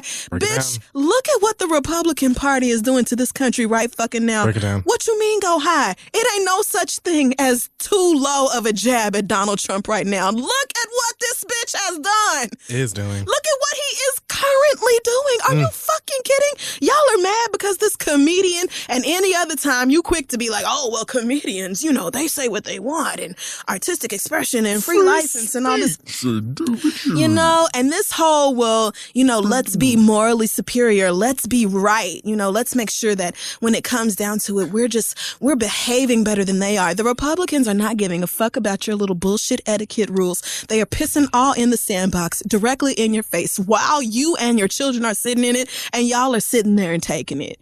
Like the Democrats in this country have no real spine to stand up to the Republicans. Like the fact that we know, I feel like every last one of us who actually reads or listens to the news knows that Donald Trump or somebody extremely close to him has been colluding with the Russians for months. And we are all just sitting back and letting that the fuck happen. Like, why? Just hanging out. Like, just no big deal. Just, you know, whatever. See what happens. Jared Kushner, you know, back channeling into Russia, but who really, no big deal, you guys. Who cares? Trump's son-in-law is all of a sudden a senior advisor and his kids have fucking security clearances and Ivanka is speaking for the nation because Trump is too tired. Bitch, what? What are we? And y'all are mad over Kathy fucking Griffin, but that's not even my read. So, Melania, who, you know, tried to gain some brownie points with the internet by refusing to look Trump in the eye or touch him. This is amazing. You know, girl Melania, she's had her moments. You know, she put on a $52,000 Gucci coat or whatever. I was literally going to do this. It was like, oh, well, you know, just signing a cute little small thing. But anyway, this bitch or whomever, I'm certain she didn't actually even say this, much less write it. But she said, as a mother, a wife, and a human being, that photo is very disturbing. Okay. When you consider some of the atrocities happening in the world today, Oh, the nerve. a photo opportunity like this is simply wrong and makes you wonder about the mental health of the person who did it. This is so ironic that I read it and I think I blinked. Like, I'm sorry, is that from Melania Trump, Donald Trump's wife? Like the current president of the United States wife? Because if we're talking about some of the atrocities that are happening in the world today. I mean, most of them are pointing right back to y'all. I mean, your husband starting a whole lot of the shit, girl. Let's not talk about the same man who right now is trying to gut health insurance so that him and all of his rich ass friends can get richer and millions of children and parents will not be able to afford to go see the fucking doctor. The same man who said during the campaign, like this video came out during the campaign right before the election that he grabs women by the pussy because he's famous and he can get away with doing that. Are we talking about, I'm sorry, are you married to that same person? The same man who has, since he has been inaugurated, has emboldened so many racist and hateful ass people across the country. And in fact, just last week, 2 actually decent white people were murdered because they stood up to some crazy Trump ass lunatic fan who was harassing these Muslim girls and got killed in the process. Are you fucking kidding? That same husband on the first day of Ramadan talking about, oh, you call it terrorism, I call it patriotism. Your husband has emboldened people, American ass racists, to get up and do shit like that in this country today. While we're talking about atrocities happening around the world, they're happening right here in America. Your husband is responsible and he ain't said shit about it. Bitch, are you fucking kidding me? Are we talking about the same man who got on TV at a rally and was mocking a disabled reporter and started like, you know, changing his voice and mimicking somebody who can't like really articulate that well and flapping his hands around like he's in 5th grade? Like, this is a grown ass man who's making fun of a disabled reporter and for years on Twitter led this entire birtherism movement against President Obama to the point where he released the short form and the long form of his birth certificate. And only just now was your husband finally like, okay, yeah, I guess he was born in America. Your husband led this whole racist ass, like all of it. He was behind the whole thing. And we supposed to give a fuck now that Kathy Griffin put his burnt ass head in a picture? Bitch, really? Ted Nugent called Barack Obama a subhuman mongrel. A subhuman mongrel. It's hard to get more racist than that. You called a black man a subhuman mongrel, said you wanted him and Hillary Clinton both dead, and got an invitation to the White House to take selfies with Trump and have lunch. But you want us to give a shit that Kathy Griffin made a video about your awful ass fucking husband. Your lonely ass, greedy ass, hypocritical little fuck shit of a husband who is going to let all of his insecurities and his big ego get us all fucking killed. And you want us to care about Kathy Griffin and her fake burnt head and the fact that your little shit kid saw it. No one cares. No one cares. Fuck all of y'all. That's it. All right. Well, I was actually going to mention that I've seen a lot of people, like I think AOL or somebody had a headline maybe yesterday that said Melania is getting fashion revenge. And I saw these headlines about her jacket and all of this type of stuff. And I just want to remind a lot of y'all who I have been seeing, again, liberal Democrats or people who claim to be those, who are like lifting Melania up as this fashion girl now. Just because she smacked her husband's hands away a couple of times, yes, I live for that, because at this point, I live for anybody who's shitting on Trump or, you know, participating in his destruction. Right. I still don't see it from Melania. I don't live for her, and I'm not going to be out here yes-mamming her over no fucking jacket. Literally I just never. don't, like, I don't give a fuck about all of that until she actually writes and publishes the book, putting all his business out there saying Trump can suck my dick. I don't care about any of that stuff, so please keep it. Aside from that, though, my read is Lil Uzi Vert had posted some shit on Instagram the other day.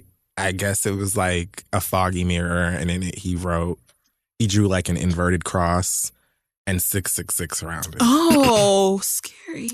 Offset from Migos posted a caption or something that said something like, I'll be praying for you, or some shit like that. And then he responded back something like, oh, you can pray for me in trap church. And like, Sorry. I mean, that's funny. It is.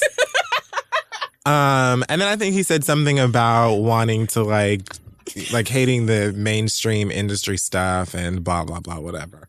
And then there was some other rapper who apparently was also upset with Offset. I don't remember this guy's name, but they are claiming that these symbols aren't what people think they are, and niggas don't know anything, and they represent something called unknownism, which is apparently a movement about not knowing things, and that the universe is like it kind of reminds me of, you know, in the Erykah Badu song, where the man that knows nothing knows that he knows nothing. Right, whatever. Yeah.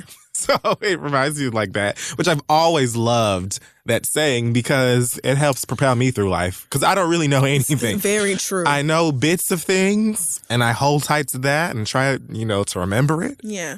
But in the grand scheme of things, I'm a speck, and I recognize that, and it humbles me. And I like it. And I really enjoy that. However, the problem that I have... also, the 666 stands for 6 protons, neutrons, and electrons, which is like carbon, and that's what we're all made up of. It's some weird-ass Jaden Smith, like Scientology, I don't get it shit. Carbon, neutron. I don't know. I was going to say, this is literally my first time ever hearing this theory, so I'm just trying to Google it real quick. I didn't pay too much attention to it because it's utter bullshit, and this is where my read comes from. Now, the only reason I have an issue with this, you're allowed to believe whatever you want to. You're allowed to align yourself with whatever cause or religion or theories, beliefs. I don't care, especially if I've never heard of you and I'm not a fan of yours. But it's frustrating. It's kind of annoying to me when celebrities start taking certain symbolism and using it online or in their music videos and stuff, and then being like, oh, well, it means this. Like, the cross of St. Peter doesn't have anything to do with whatever this shit is that you're talking about. And neither does the mark of the beast. Like, those are actual things that exist that have real, relevant meanings to a religion. Now, I also agree that a lot of people see that inverted cross and they see the mark of the beast and they just immediately think you worship the Satan. devil. Yeah. And if you actually read a little bit more, you would know where those things come from. But I don't believe that the average person on Instagram knows what that stuff means the same way that I don't believe that Lil Uzi Vert or the rest of these niggas know what it means. Like, I don't think that you do. Do you know that 666? It's the mark of the beast. Do you know what the beast is? What the beast means? Have you ever heard of Revelations? Right. Like, do you know what the purpose it served and why? Or are you just using that as a way to be like, yo, we over here representing it? I think that a lot of these new rappers, especially the ones that lack talent, they have to like do something extra and above and beyond to make themselves stand out. And I know that a lot of people like Lil Uzi Vert's music, and I don't really even dislike him. I just don't care. Like, I'm not a fan. I don't want to see him do poorly. I don't care.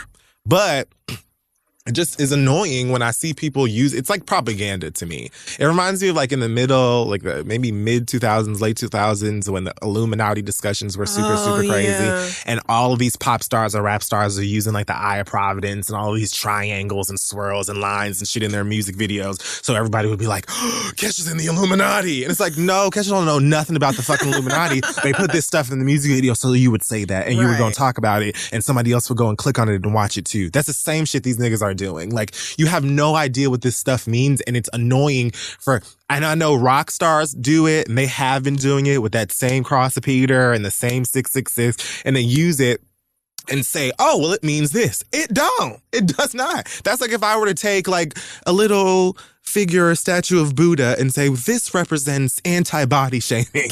Buddhists would be like, bitch, what? Excuse me? Can you imagine if I was wearing the Star of David and I was just like, this star represents loyalty to Mother Earth and veganism. And love for the galaxy. Right. People would be like, bitch, no, it does not. If you don't take off my fucking Star of David, get your weird ass away from me, bitch. Are you even Jewish with your crazy ass? What the fuck are you talking? It's the same shit. I know a Yeah. lot of people use that cross like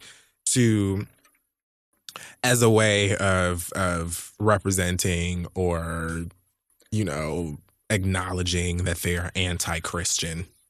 Okay. And the same thing with the 666. So you can't just put some shit like that on the internet and then expect that people are just going to be like, hey, bro, cool. Yeah, with no context. Party. Like, awesome. People are going to be confused because you're using symbols that they know are attributed to this. Mm-hmm. And you're saying it means this. Mm-hmm. And it does not. So if you want to, say, hey, guys, we are coming up with this new movement and it means this and we'd love it if you would, look into it, or we just want you to think or, think differently or whatever. Then come up with your own damn symbols, draw some colorful dreads or whatever it is that all you niggas do these days and let that be the symbol. Stop using shit that already exists and confusing people and trying to get people to talk about your shit. It's the same thing that all these other motherfuckers have been doing for decades. It's weird. Man. And you can't fault people for thinking that you worship the devil when you know damn well people are going to think you worship the devil. Especially black people. Especially niggas. Because niggas don't ask no questions. They know that has nothing to do with God and we are not interested. Okay, period. Like, niggas do not play with that 666 and putting the cross upside down. Bitch, what? Oh, but now you got rants. Like, everybody, like, even if you can actually read the Bible or do the research or even take your ass to Wikipedia, the girls definitely saw Conjuring when all them damn crosses turned upside down and demons and shit are leaping out of shadows. The girls are hip to the game. The jig's up. Yeah. Choose something else. That shit is strange. Now everybody is an alien and you made up of gummy worms and your blood is actually juicy juice or whatever. And that's fine. Like, I'm not going to argue with you about that. If you believe that the world is flat, prove it. Like, go on a long journey on a boat or something or a little yacht. Come on, boat. And when you find the edge, let me know. But until then, girl, I'm going to let you do what you want to do. Just stop bringing in symbolism that already exists, especially Christian symbolism or anti-Christian or like religious symbolism specifically, because that is taking it completely left field, and that's when you're becoming disrespectful, and it's actually ignorant as hell for you to be taking something that I know what it means because I grew up here in this church, or I read this, or I understand this, and you're not trying to tell me, oh no, it doesn't mean that. It means the shit that I just made up 2 days ago. Right. Okay, girl. And that's it. Or if you get like one of those like the Muslim symbols or the symbols of Islam, like if you just decide, I'm just going to get one of these because it's just super cute. And it just means, I love design. It's almost like that. It's like, what are you? No, there's a whole other meaning associated with this. And what are you doing? Like, this is something else entirely. What are you talking about? And I mean, simple research. Right. That's it. But know your fucking audience, Lil Uzi Vert. You know good and damn well you can't put no 666 on Instagram without niggas being talking about the same nigga who currently has a song that's like a smash, apparently, where he's singing about all his friends being dead and being pushed to the edge. And I've said it once, I will say it again. That song blows me. Like, it's not even that the song is bad. I'll just like be dancing, moving, shaking to the side of the side. And then he's talking about his dead friends and like being pushed to like the breaking point. And I'm like, all right, this kid needs help. Sad. And then the next thing I know, you painting, 666 in the mirror. And I'm just like, look. If you need somebody to come over there and throw a little bit of holy water around or just hold your hand and pray and rebuke or do whatever it is, then you can say that. But you're not going to take the crisp mark of the beast that has been around since way before everybody and tell me, oh, now in Uzi Vert world, in the Rolling Loud community, it actually means this. Girl, bye. Not the Rolling Loud community. Bitch, beat it. Till right now, I thought Lil Uzi Vert was the one in that terrible Sprite commercial, but that's Lil Yachty. That's Lil Yachty. Yeah, I just Googled. That's what I'm saying. Like Lil Yachty, and I think Lil Yachty knows. You know what I'm saying? That he's, I won't say on borrowed time, but I think that he's like these rappers who know that they're living off of the beat and they're not really like lyrical like that. Right. They got red hair. Are they wearing, Lane Bryant clothes and Kenny Heels on stage? And, like they're just doing like. Do you even know what Lane Bryant is? Yeah. They wear them. These niggas can't fit no Lane Bryant. They're still gonna hang off the ass. Like. Lowriders, whatever. But just do little weird shit. And I'm not saying that I'm against that. You do whatever you want to do, represent yourself however you want to. That's why Lil Yachty was trying to tell Joe Budden's ass how happy he was. Because I can't rap and I'm still quite successful. And it makes sense, doesn't it? I'm getting away with murder. Just the same way it makes sense that you mad because you can rap and you're not successful. Like Logic. Your anger makes sense because I'm out here just saying bullshit in the studio. Peekaboo, and I have peekaboo, so peekaboo. much money. Right. And I'm just wealthy. And I'm just popping. Deals. Bookings galore. And meanwhile, you have talent and no one cares. And nobody gives a shit. Damn. I don't care about any of that. I don't have to like your music. I'm not going to demonize you or say that you're ruining hip hop or whatever. I just would love it if you would leave the old, that James Wan conjuring ass paranormal activity shit. Leave that. Keep that personal. If you want to, summon what you gonna summon, but keep that off of the internet. I don't play. One thing I tell you, I definitely believe in. Demons, spirits, all of that. It may not look like it does in the movies. It may not have big giant red horns and just hide in your closet until you come home. But I absolutely believe in all of that shit. I believe they have names. I believe in all of that. So I don't play them games. All I know, I'm going to scroll past this and then jump through my damn iOS device. And now that bitch chilling in the living room with Link. I can't do it. Right. Even the stuff I don't believe in, I still don't play with. Because why do I want to run the risk? Thank you. I don't need none of that. When I saw The Ring, I kept every TV off in my house for like 2 weeks. I said, I know can't no little white bitch crawl through my TV, but I'm not running the fucking risk. Love scary movies and all of that stuff too. So don't get me wrong. I was watching The Conjuring 2 the other day, and there's an end of the end of the movie. The lead character, I think she's a Farmiga. I don't remember what her name is, but whatever. She she names one of the demons that she's like beefing with the whole movie. And she's like, I know your name. Your name is such and such. And I was like, mute, not in my house. Oh, no. You won't call that bitch up in here. No, girl. Keep that to yourself. Okay? She's not getting familiar with this side of Harlem. No. Keep her over there. No, thank you. That is The Conjuring the one where them white people bought some big farmhouse out in the country and then one by one crazy shit started happening? That's the Amityville horror, but it's... No, I saw it in movie theaters not too long ago. I remember because I got invited to the screening and they had somebody did see it. I don't think you're thinking about the... You're thinking of... They had a priest come and bless us before that movie. Oh, no, you did see The Conjuring. Yeah, it was. I think it was the first Conjuring. Yeah, it was the first Conjuring. Because I remember you seeing it and being shocked. Yeah, I certainly would not have gone to see the sequel to that. I can tell you because I loved both of them. Scared shitless. And it was like, oh no. But I think it was like, oh, it's a crazy cheap deal on this house or something. And, something like that. I haven't seen the first one in a minute. Oh, God. It was scary, But it was that white couple who investigates paranormal stuff and then they try to go help her. Oh, yeah. I think that was what you saw, though. I think it was, too. Something about a doll. There's a doll in it. Oh, yeah, that's the first one. Yeah. That's the first one with Annabelle. That fucked me right on up. So good. But those moments were like, I think that's why it's so effective with me because I believe in that type of shit. Yeah. So when she was calling that bitch's name, I was like, there will be no demonic shout-outs in my house. You keep that bitch name a secret. Right. We won't be summoning Beelzebub to bring her sorry ass up in here. There was a movie that just came out called The Bye-Bye Man. And the whole like tagline of the movie was don't say his name, don't think his name or something like that. And I was like, but you just told me his name, bitch. I can't help but think that's not fair. Get in my house. I'm like, maybe the movie tells you his real name and the bye-bye man part. No, you were like, so you're not supposed to see him, think about him, nothing. And that's how you get him. I was like, that's fucked up. Have nightmares, you don't do no bullshit like that. It's unfair. Right. And too many people don't play with that. I don't go see scary movies because of that. I do not like being scared. That's not a fun emotion for me. I don't understand that people, like, there are people who really enjoy, like, being horrified. I hate it. I like seeing what they can do with, like, I don't know. I don't know why I like scary movies. I'm the type of bitch to have nightmares. So I will too. I really need...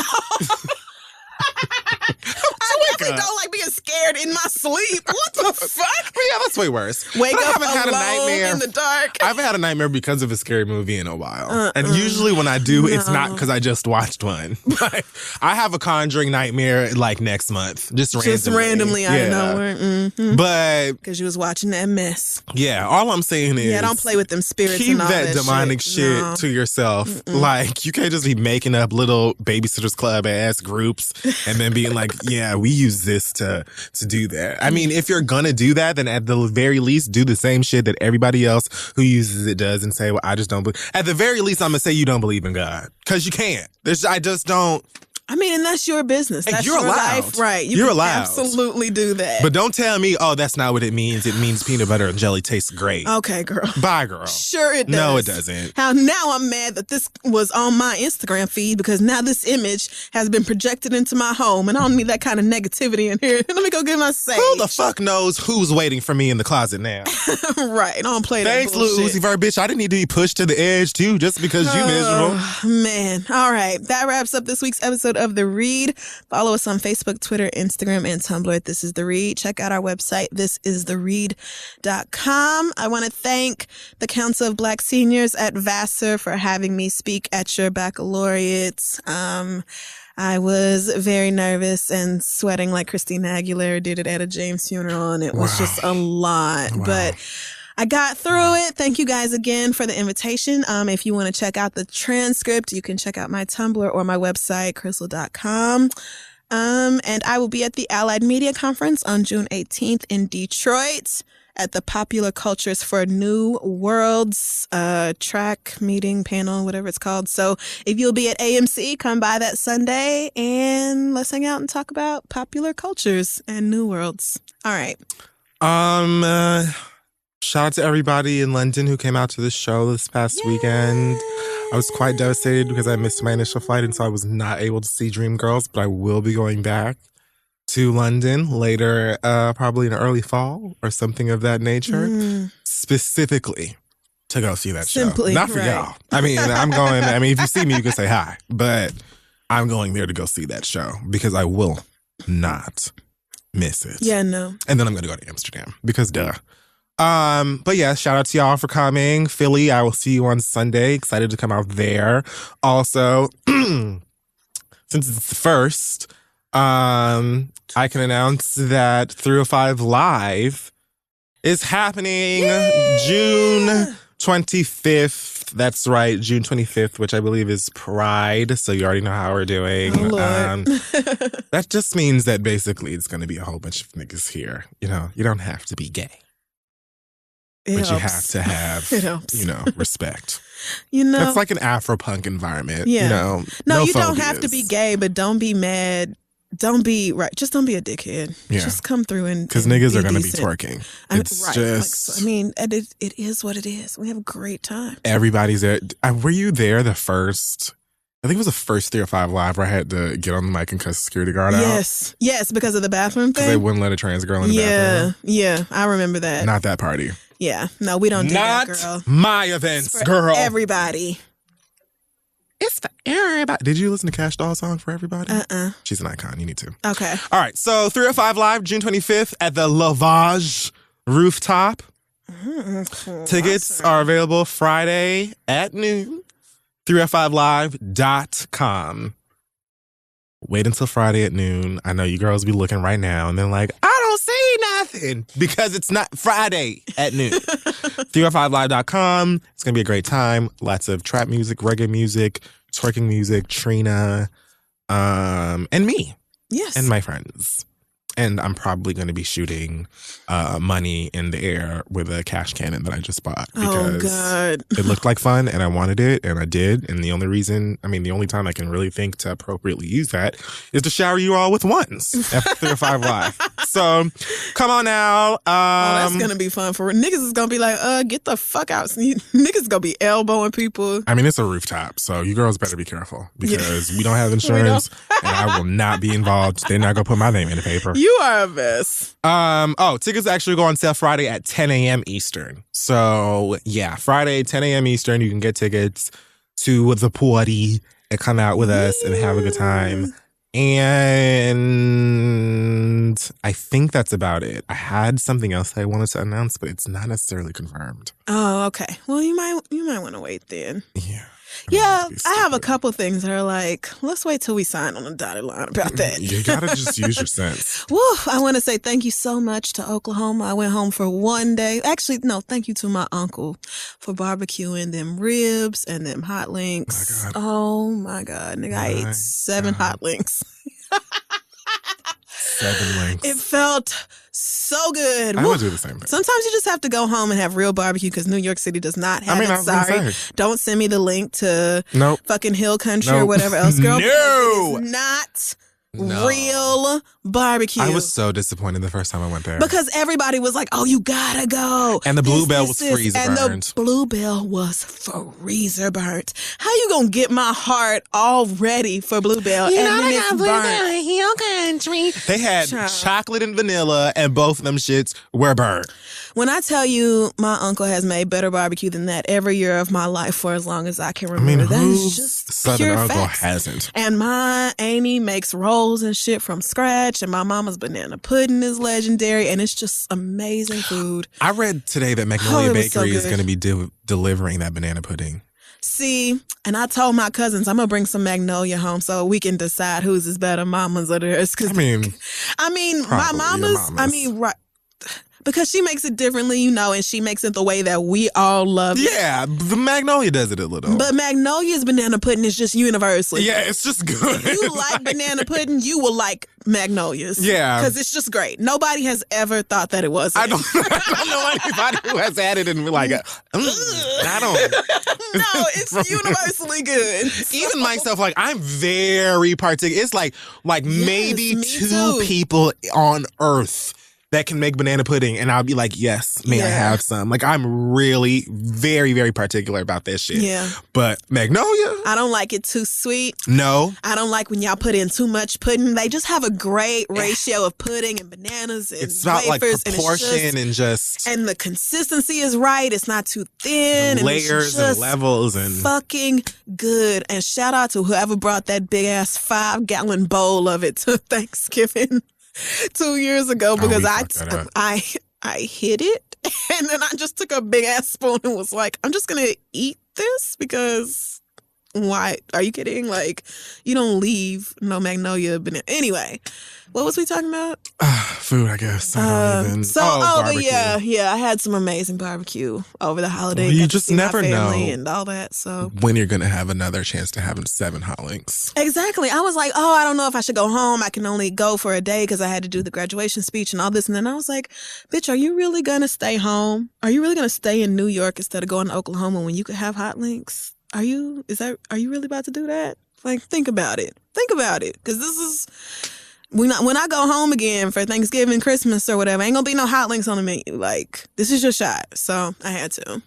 Oh, I just really want to quickly say that I didn't get to read enough about this, but to that teacher who is giving out these raggedy ass certificates. That's who my other read is gonna be. Talking about most likely to blend in with white people, most likely to be a terrorist and all that shit. I don't know if you. That bitch was crazy. We're trying to be like a writer for difficult people, or, like you lost your way in the improv world and you decided to take your whack ass comedy to a school. But not only is this not funny, it's so past disrespectful and so past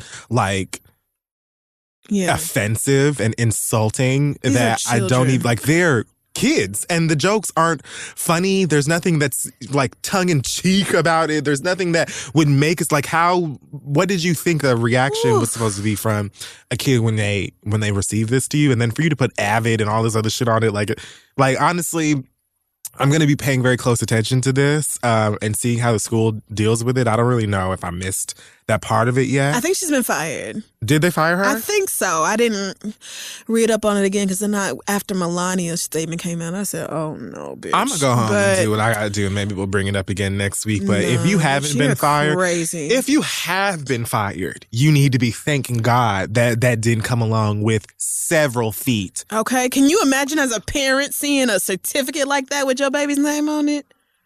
Absolutely not. I'm going and sitting in the principal's office and I'm letting them know I'm not going anywhere until you bring her right here. And I don't care what color she is. I don't care what race she is. You could be black as me and I'm beating the shit out of you. I don't care what she looks like. I'm beating the dog shit out of you. Tell that bitch to come in here right now. I'm not going nowhere.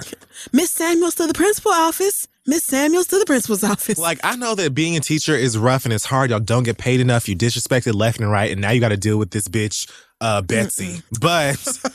Right. You know what I'm saying? But at the same time, you have to remember that these are people's children. And you can't be in nobody's fucking establishment just treating kids however the fuck you want to. This is a place where they're supposed to be going to build up the self-esteem and the confidence that they can have and go out in this shit world and navigate it properly. And you're doing things like this. God. You lucky you ain't get your ass swept. But again, I got my eyes on this and I'm done. All right. Well, we will see y'all next week. Bye.